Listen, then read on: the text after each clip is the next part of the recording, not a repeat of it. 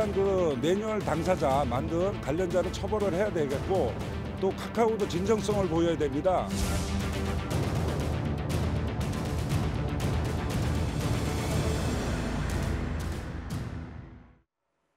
카카오가 승차 공유 서비스 카풀의 시범 운영을 전면 중단하겠다고 어제 발표했습니다. 국민연금이 오는 3월 한진그룹 주총에서 적극적 주주권을 행사할 수 있다는 소식도 들어와 있는데요. 수요일의 오아시스 먼저 카풀 이야기로 시작해 보겠습니다. 박연미 경제평론가 나오셨습니다. 어서 오세요. 안녕하세요. 네, 이 말도 많고 참 논란이 많았던 카풀, 카카오가 한 발 물러섰네요. 네, 어제 입장이 나왔는데 일단 그동안 시범 서비스는 실제 상용화와는 상관이 없다. 네. 버그가 있는지 확인해보는 차원이다. 이렇게 주장을 해왔는데요. 그리고 그 사이에 사실 작년 연말 그리고 네. 올해 초에 두 건의 택시기사의 극단적인 선택이 있었음에도 불구하고 네. 입장 변화가 없다가 돌연 입장을 돌렸습니다. 그리고 여기에서 사업을 철회할 수도 있다는 각오를 가지고 조건 없이 대화에 응하겠다 이런 입장도 밝혔습니다. 네, 그렇다면 이 카카오가 갑자기 입장을 바꾼 어떤 특별한 이유가 있을까요? 사실은 그 앞서 말씀드린 것처럼 안타까운 사고에도 불구하고 입장을 돌릴 가능성이 엿보이지 않았거든요. 네. 그런데 최근의 분위기 변화, 그러니까 지난 13일에 한 신문을 통해서 소위 국토부 내부 문건이라는 게 있다. 네. 여기에서 정부가 택시업계가 계속 대화를 풀어나가지 못할 경우에는 좀 부정적인 여론을 조성을 하는 방향으로 해서 택시업계를 압박하자 뭐 이런 내용이 담겨 있는 문건이 있다는 보도가 나왔어요. 네. 물론 국토부에서는 그거 지시한 바가 없고 네. 사실과 다르다고 부인을 했습니다만 이런 것들이 전체적으로 좀 부담이 된 것 아닌가 이렇게 예상을 해볼 수 있고요. 예. 저게 장관이 지시한 사안이 아니라고 해도 혹여 실무자선에서 작성이 됐다면 네. 국토부에서 카카오 측에 일단 한 발 물러나 달라 뭐 이런 요청을 했을 수도 있습니다. 네, 뭐 취지야 어땠든지 간에 저런 문건이 있다는 사실 자체가 상당히 어떤 그 택시업계 쪽에서는 오해나 여러 가지 의혹을 가지기에 충분한 그런 사안인 것 같습니다. 그렇죠. 뭐 심판이 한쪽 편 든다 이렇게 주장할 여지가 있죠. 네, 그런데 또 한편에서는 카카오가 이렇게 한 발 물러선 게 택시업계를 공론의 장으로 끌어내기 위한 전략이다 이렇게 보는 시각도 있더라고요. 그럴 수도 충분히 있다고 보는 게요. 지금 카카오 측하고 택시업계하고 사회적 대화기구에서 만나자. 이게 정부 여당이 중재안으로 내놓은 사안 중에 하나였는데 네. 일단 택시업계의 주장은 이거였습니다. 시범 서비스라고 할지라도 카풀 서비스 하지 말아라. 이걸 중단을 해야 대화가 시작될 수 있다. 그런데 그 전제 조건이 충족이 됐잖아요. 네. 이 상황에서도 택시업계가 어떤 이렇다 할 입장 변화가 없거나 무조건적인 대화 거부를 보인다면 가뜩이나 좋지 않은 여론이 차갑게 돌아설 수 있고요. 네. 그래서 어제 그 민주당의 카풀 TF 그 위원장인 전현희 의원이 국회에서 이런 기자회견도 했습니다. 이번 주말까지 택시업계가 어떤 입장을 가지고 있는지 내놓아라.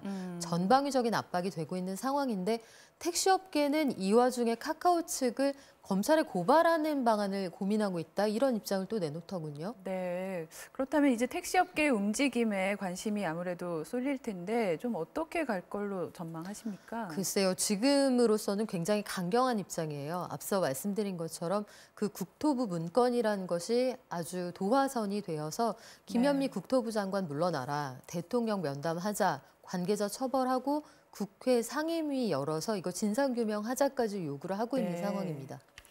자, 이 카풀이나 뭐 에어비앤비 이런 것들을 대표적인 공유 경제의 흐름이다 이렇게 얘기를 하는데 또 우리만 이 흐름에 이제 비껴갈 수는 없고 어떻게 상생의 길을 찾아야 될까요? 사실 여기에서 하나를 완전히 포기하고 하나만 살려주고 그럴 수는 없을 거예요. 네. 그리고 둘이 어느 정도 공존할 수 있는 방안, 아름답게 디졸브할 수 있는 방안을 찾아야 하는데 그러면 어느 쪽이 조금 더 양보를 할 것이냐 이런 기준을 마련하는 게 사실 정치의 역할입니다. 네. 그런데 그동안은 우리 정치가 오히려 싸움을 붙이거나 네. 내지는 두 분이 알아서 하세요라면서 짐짓 한 발 물러서 있는 듯한 인상을 줬단 말이죠. 지금도 많이 늦었는데 정부가 어떤 아이디어를 통해서 풀 문제이지 이거는 결코 실력 대결로 갈 문제는 아닌 것 같습니다. 예. 자, 어제 청와대에서는 대통령과 5대 그룹 총수들이 만났습니다. 이 후일 따위 많이 나오고 있던데요. 네, 현장에서 한 130여 명의 기업인들이 한자리에 모였는데 시작부터 분위기는 화기애애했습니다. 일단 현장에서 사회를 본 게 청와대 측이 아니고요. 박용만 대한상공회의소 의장이 이제 그 사회를 마이크를 네. 잡고 사회를 진행을 하게 됐는데 여기서 처음에 나온 제안이 저희 그 우옷 벗고 허심탄회하게 대화하시죠 해서 대통령이 화답을 하죠. 그럼 좋습니다. 저부터 벗겠습니다 하면서 네. 그 윗옷을 내려놓고 모두가 흰색 셔츠에 네. 타이만 맨 아주 장관이었습니다. 그런 장면이 연출이 되기도 했죠. 네. 자, 이 기업들의 고충을 또 이제 격이 없이 듣는 자리였는데 그런 만큼 솔직한 질문들도 나왔습니다. 잠깐 보고 가시죠. 혁신에 관해서 건의나 또 질문해 주실 분 손을 들어 주시기 부탁을 드리겠습니다. KT 황창기입니다. 정보 보호 규제가 다른 산업에도 너무나 많이 잡고 있어서 이 대한민국이 주도하고 전 세계가 동참을 하고 한국의 국격을 올릴 수 있고 전 세계 인류에 공헌을 할 수 있는 AI나 빅데이터가 활성화될 수 있도록 이 부분에 대해서 규제를 좀 더 풀어주셨으면 합니다. SK의 최태원입니다. 혁신 성장을 하기 위해서의 기본 전제는 실패에 대한 용납입니다. 이 혁신을 할 때 무조건 실패합니다. 그리고 잘 안 됩니다. 근데 이것을 저희가 사회가 용납을 못 하시면은 솔직히 혁신은 실패를 먹고 잘한다고 생각할 수밖에 없는데 그걸 용납하시는 법을 적용하시거나 규제를 완화하시거나 샌드박스에 어떤 했을 때 기본적인 철학적인 배경이 실패를 용납해도 좋다. 아니 실패를 해도 좋다라는 생각을 가져주셨으면 합니다. 네, 이 기업들의 요구는 주로 규제 완화로군요. 또 최태원 SK 회장은 상당히 인상적인 표현을 혁신은 실패를 먹고 자란다 이런 표현을 사용했네요. 네, 뭐 구체적으로 사실 손에 잡히는 대화는 아니었지만 최태원 회장이 현장에서 이제 3가지 정도 제언을 했어요. 일단 네. 규제에 대한 얘기도 했고요. 그리고 비용에 대한 얘기를 합니다. 그 사회적으로 어떤 비용에 대한 그 다시 한번 상기할 필요가 있다는 얘기를 했는데 핵심이 약간 어긋나는 듯한 느낌도 주었지만 저는 그 안에 네. 소위 코스트라는 거, 기업이 지불해야 되는 사회적 코스트 속에 노조 내지는 노동의 개혁이 필요하다. 뭐 이런 부분에 대한 의견도 들어 있었다고 보고요. 네. 그 밖에 인재를 육성할 수 있는 바탕을 만들어 달라. 결국은 그 정부에서 한 자락을 좀 깔아주었으면 좋겠다. 이런 내용이 들어있었다고 봅니다. 근데 규제 이외에도 사이좋게 지내자. 그러면 우리도 적극적으로 화답하겠다. 이런 메시지가 상당히 많이 나왔습니다. 네. 대통령은 무엇보다도 일자리, 또 고용 창출을 위한 투자 적극 강조했죠. 네, 그 대통령의 발언을 보면 작년 여름하고 지금하고 청와대 분위기가 사뭇 달라졌다는 걸 느낄 수가 있는데요. 네. 뭐 기억하시겠지만 지난해에는 그 김동연 전 부총리가 이재용 부회장을 만나러 갈 때 청와대 일각에서 소위 구걸 발언이 나오기도 했어요. 예. 투자나 일자리를 구걸하는 인상을 주지 말아라. 그런데 어제 저 현장에서는 대통령께서 직접 구체적으로 일자리를 그동안 많이 만들어준 큰 기업들에게 고마운데 네. 앞으로도 잘 부탁하고 특히 청년들이 좋아하는 일자리가 300인 이상의 사업장 일자리다. 이쪽에서 좀 더 노력해 줬으면 좋겠고 올해 투자하려는 기업들에게는 우리가 전담반까지 만들어서 적극적으로 지원을 하겠다. 또 현장에서 또 의미 있는 발언이 한 가지 나왔는데요. 네. 중견기업위원장인 그 가구회사 퍼시스 회장이 이런 제안을 해요. 그동안은 이 규제가 왜 필요 없는지를 기업이 입증을 해야 사라졌는데 예. 이게 왜 유지돼야 하는지를 공무원이 입증하게 해라. 여기에 대해서 대통령도 오케이 사인을 줍니다. 네. 자, 또 청와대에서 공식 행사 끝나고 30분 정도 이 산책을 한 것도 많이 눈길을 끌었는데 분위기는 좀 어땠다고 하나요? 네, 뭐 그 여러 보도 사진이나 영상을 통해서 분위기는 상당히 화기애애했구나 이런 것들을 엿볼 수가 있는데 네. 사실 미세먼지가 심한 날이었기 때문에 이게 성사가 될 거냐 여기에 대한 전망이 좀 엇갈렸어요. 근데 네. 오후에는 어쨌든 이 정도면 진행을 할 수 있겠다 이런 판단을 한 것으로 보이고요. 그 함께했던 분들의 면면을 보면 일단 재계 측에서 이 자리를 마련하고 네. 그 명단을 작성했던 박용만 대한상의회장 그리고 4대 기업 총수들 그리고 방준혁 넷마블 의장, 현정인 현대그룹 회장, 서정진 셀트리온 회장 그리고 중견기업연합회 회장 등이 참석을 했습니다. 네. 그러니까 4대 그룹뿐만 아니라 대북 사업의 선두에 서 있는 현대, 그리고 우리가 4차 산업혁명의 어떤 주요한 축으로 보고 있는 게임 회사, 예. 그리고 바이오 부분의 그 대표들이 한 자리에 모인 그런 자리였는데, 현장에서 사실 4대 그룹 총수들보다는 셀트리온 회장이 굉장히 그 적극적으로 발언을 하더라고요. 예. 여기에서 아주 그 도발적인 발언도 사실 나왔습니다. 네. 한국 기업들하고 외국 기업이 적극적으로 일하고 싶어하는 이유 중에 하나가 그 연구원들이 퇴근 모르고 일하기 때문인데, 네. 52시간제도 한다고 하지만 저희 연구원들 다 가방 싸서 집에 가서 일합니다. 그리고 이거 야근 수당 청구 안 합니다. 비밀을 붙입니다. 이런 얘기가 나왔어요.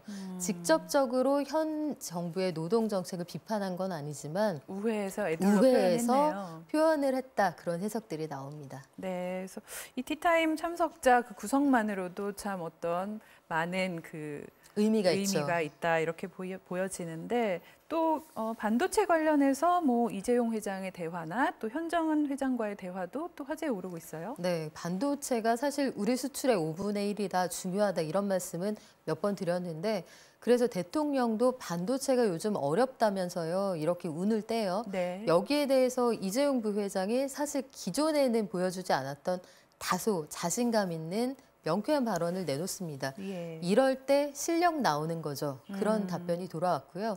또 한 가지는 그 이재용 부회장이 했던 언급 중에서, 저희가 작년부터 수출이 좀 주춤해서 국민들께 송구스럽고 대외 환경이 변화됐다, 아니면 시장이 축소됐다, 이런 건 핑계일 수 있으니 더 열심히 하겠다. 3년 동안 일자리 4만 개 약속은 반드시 지키겠다, 이런 언급도 했습니다. 예. 말씀하신 것처럼 현대그룹을 향해서도 희망 고문 당하고 계시죠, 이런 발언이 네. 대통령으로부터 나왔어요. 그러니까 풀리지 않는 남북 관계에 대한 이야기인데, 결국 그게 대외적으로 그 대북 제재가 풀려야 가능한 사안이잖아요. 예. 하지만 우리가 속도를 내겠다, 이런 약속도 있었습니다. 예. 또 이제 한편 배제된 그룹에 대한 관심도 좀 컸는데, 재계 순위 25위권 안에 들지만 또 초대받지 못한 그룹이 있었죠. 한진. 네. 이 한진에 대해서는 경영권도 위협받을 수 있다, 이런 소식이 또 오늘 아침에 새로 나왔어요. 그렇습니다. 한진의 경우에는 그 국민연금이 한진그룹 경영에 적극적으로 참여하는 방안을 고려할 수도 있다. 네. 참여를 할지 말지를 검토하는 회의가 오늘 열렸습니다. 예. 오늘 오전에 이 내용을 검토하는 국민연금기금 운용위원회가 열렸는데요. 새해 들어서 첫 번째 회의고요. 이 673조를 굴리는 국민연금의 최고 의사결정 기구입니다. 네. 뭐 배경은 아마 국민들께서도 잘 알고 계시겠지만, 지난해 한진그룹 총수 일가의 여러 번 그 거푸 반복된 갑질 논란, 이걸 통해서 주가에도 영향을 미쳤기 예. 때문에 여기에 대한 손실의 책임을 물어야 한다는 여론이 있었고요. 그 또 때마침 작년 여름에 그 스튜어드십 코드가 도입이 됐죠. 예. 말은 좀 어려운데, 스튜어드십 코드를 한마디로 말씀을 드리면 집사 역할을 충분히 할 수 있는 길을 열어주는 겁니다. 네. 연기금이 주식을 많이 가지고 있는 회사에 대해서 잘못하거나 그로 인해서 총수일가 리스크가 주가에 반영이 돼서 국민들이 낸 그 연기금이 손실을 보면 안 되니까 네. 그에 대한 책임을 묻고 재발 방지책을 마련한다는 건데, 일단 이게 관심을 끄는 게 3월에 대한항공 한진그룹의 그 주주총회가 예정이 돼 있어요. 예, 예. 이 자리에서 혹여 국민연금이 적극적으로 그 주주권을 행사하면서 조양호 한진그룹 회장의 이사 연임에 반대한다, 이런 입장을 내놓을 것이냐, 이게 관심사고요. 또 한 가지가 KCGI라고 해서 사모펀드가 있는데, 예, 예. 이쪽이 그 최근 들어서 한진그룹 계열사들의 지분을 적극적으로 매수하고 있거든요. 예. 여기하고 손을 잡아서, 그렇다면 우리가 드라마에서 보는 것처럼 경영진을 정말 교체하는 상황이 벌어질 수도 있는 것 아니냐, 이런 시나리오가 한편 나와 있고요. 다른 쪽에서는 그래도 경영 참여는 아직 어렵지 않겠느냐, 단순 투자인데 견제구만 날리는 것이다, 이런 입장도 있습니다. 네. 자, 오늘은 다양한 소식들 전해드렸네요. 박연미 경제평론가와는 여기서 인사드리겠습니다. 오늘도 고맙습니다.